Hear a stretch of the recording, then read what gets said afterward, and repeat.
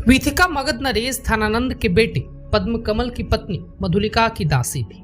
वीथिका नेपाल से ही मधुलिका के साथ आई थी और वह मधुलिका की दासी होने के साथ साथ उसकी सहेली भी थी। वीथिका मधुलिका की तरह ही अत्यंत रूपवती थी।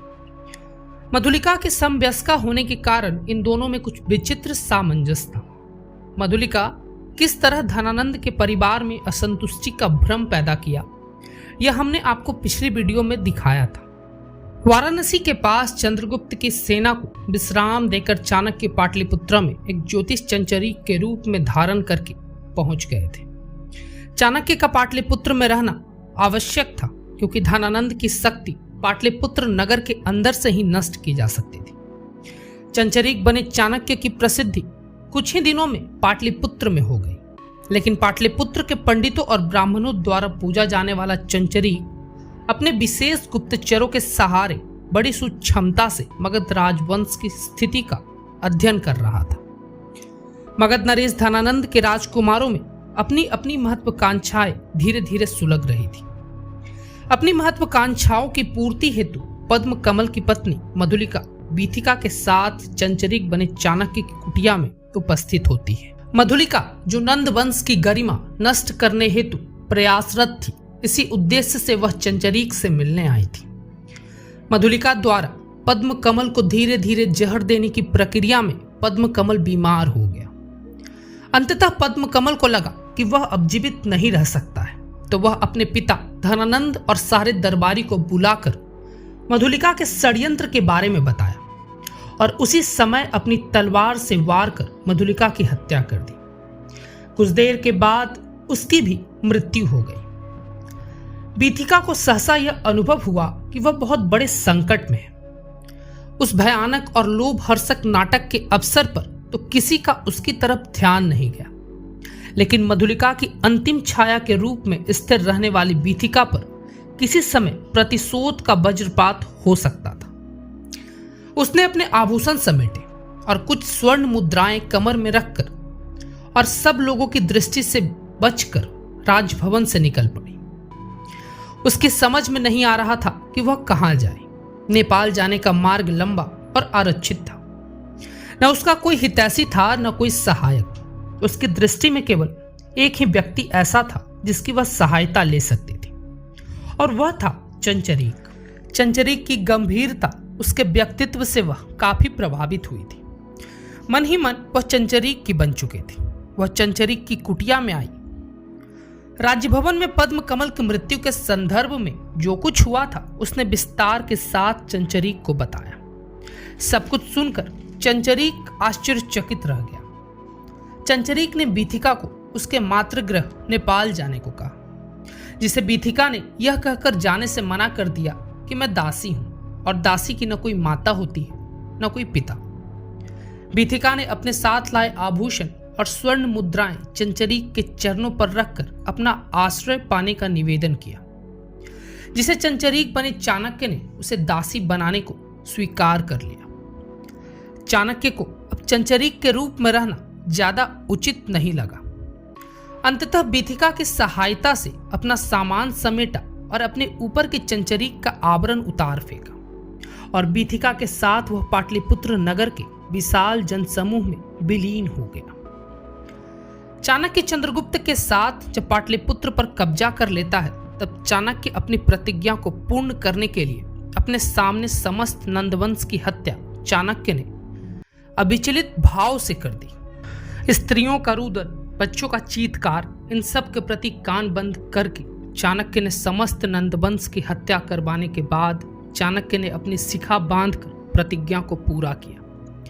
इसके बाद अपनी कुटिया में आकर वह बेहोश हो बिस्तर पर गिर पड़े। घबराई हुई वीथिका उनकी सेवा में लग गई। जब चाणक्य की चेतना लौटी, वीथिका उनके सिरहाने उनका सिर अपने गोद में रखे दिखी।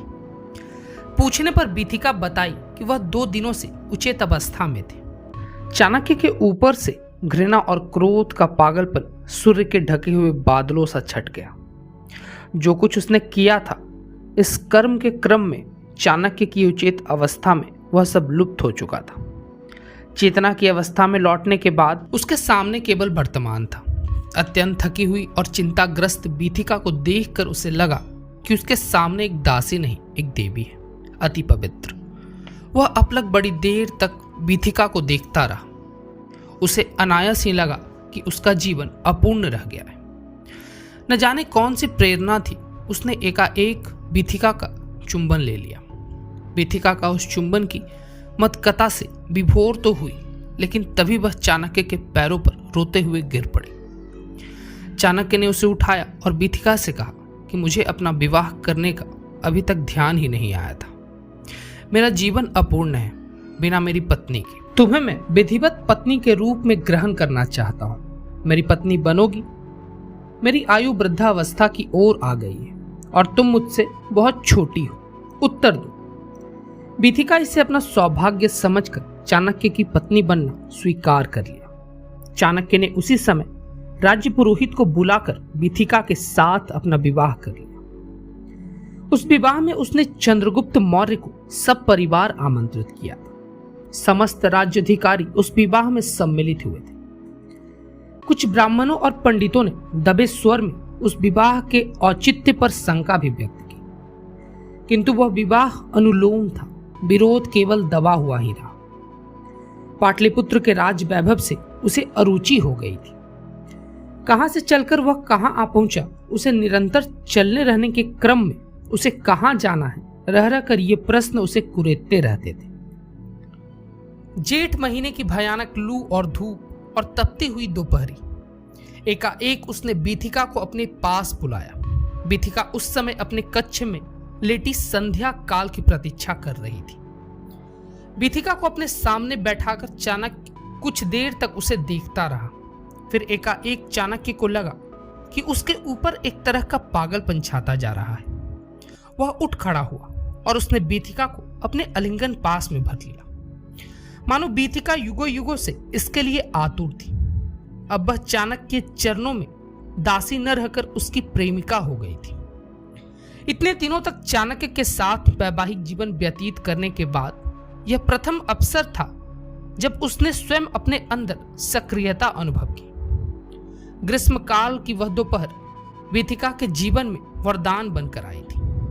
बुझने से पहले जिस तरह दीपक की लौ ज्वालायमान हो जाती है, ठीक उसी तरह काम वासना का प्रकोप चाणक्य पर छा गया। लेकिन चाणक्य के अंदर वाली सृजनात्मक प्रतिभा निष्क्रिय नहीं होने पाई। काम वासना के इस अनुभवों को वह संकलित करता जाता था। एक दिन जब ग्रीष्म ऋतु जाने को था, पुरबैया हवा के एक हल्के से झोंके ने उसकी चेतना उसे वापस दे दी। हल्की हल्की बूंदें पड़ने लगी। कक्ष में समस्त खिड़कियां खोलकर अलसाया हुआ चाणक्य बिस्तर पर लेट गया और उसे मीठी नींद आ गई। जब चाणक्य की नींद टूटी, उसे लगा कि वह अचानक युवा हो गया है। बीथिका गृह के काम काज से मुक्त होकर अलसाई सी चाणक्य के पास बैठी थी और चाणक्य ने जब बीथिका को भरपूर दृष्टि से देखा, उसे लगा कि बीथिका में असीम सौंदर्य फुट पड़ा है। बीथिका के सौंदर्य के प्रति वह अभी तक उदासीन क्यों रहा, उसे इस बात पर आश्चर्य हुआ। 3 दिनों तक रह रहकर वर्षा होती रही और 3 दिनों तक दोनों ही एक दूसरे में लय पड़े रहे। चौथे दिन आसमान छट गया, खुली धूप निकल आई और उनके चारों ओर वाली भूमि हरितिमा से लहलहा रही थी। अपने अंदर से तो इतना नहीं जितना अधिक बीथिका के अंदर फूट पड़ने वाली काम प्रवृत्ति से चाणक्य चिंतित हो उठा। उसे लगा कि भोग विलास और संपन्नता से भरी पाटलिपुत्र नगरी का परित्याग करना उसके लिए अच्छा होगा। 2 दिनों के अंदर ही अपनी निजी नौका पर चाणक्य बीथिका के साथ जलमार्ग से वाराणसी के लिए चल पड़ा। वह प्रसन्न और संतुष्ट था। वाराणसी में गंगा के उत्तर पश्चिमी तट पर प्रायः 1 किलोमीटर की दूरी पर एक छोटे से गांव में कुछ लोग बसे हुए थे, जिसमें अधिकांश देश के विभिन्न भागों से आकर मुक्ति पाने की प्रतीक्षा में बस गए थे। वहीं गंगा तट की एक ऊंची सी भूमि पर चाणक्य ने अपनी एक कुटिया निर्मित कर ली, लेकिन उसे अनुभव हो रहा था कि उसके अंदर एक सबल जीवन धारा प्रवहित हो रही है और बीथिका के साथ उसका काम प्रसंग उसी गति से चलता रहा जिस गति को उस काम प्रसंग ने पाटलिपुत्र में धारण कर लिया था। अंतर यह पड़ा कि वाराणसी में आते ही उसके अंदर वाला सृजनात्मक विचार भी सक्रिय हो उठा था। अपने काम संबंधी अनुभवों को संकलित करने के काम में चाणक्य लग गया। चाणक्य ने अपने काम संबंधी अनुभवों के आधार पर उसने कामसूत्र नामक ग्रंथ की रचना की और उसी समय उसे तक्षशिला में मिला हुआ अपने गुरु का आदेश याद आया कि अपने अहंकार को तुम मानस में लय करके मुक्त हो जाओ। तो इस कामसूत्र ग्रंथ के रचयिता कौन होगा? अचानक चाणक्य को याद आया कि उसने वात्स्यायन गोत्र में जन्म लिया है और उसने इस ग्रंथ का नाम वात्स्यायन कामसूत्र रख दिया। उसे पंडितों के लिए प्रकाशित करके तथा पंडितों के बीच इस ग्रंथ का मौखिक प्रचार करके चाणक्य ने इस काम से भी मुक्ति प्राप्त कर ली।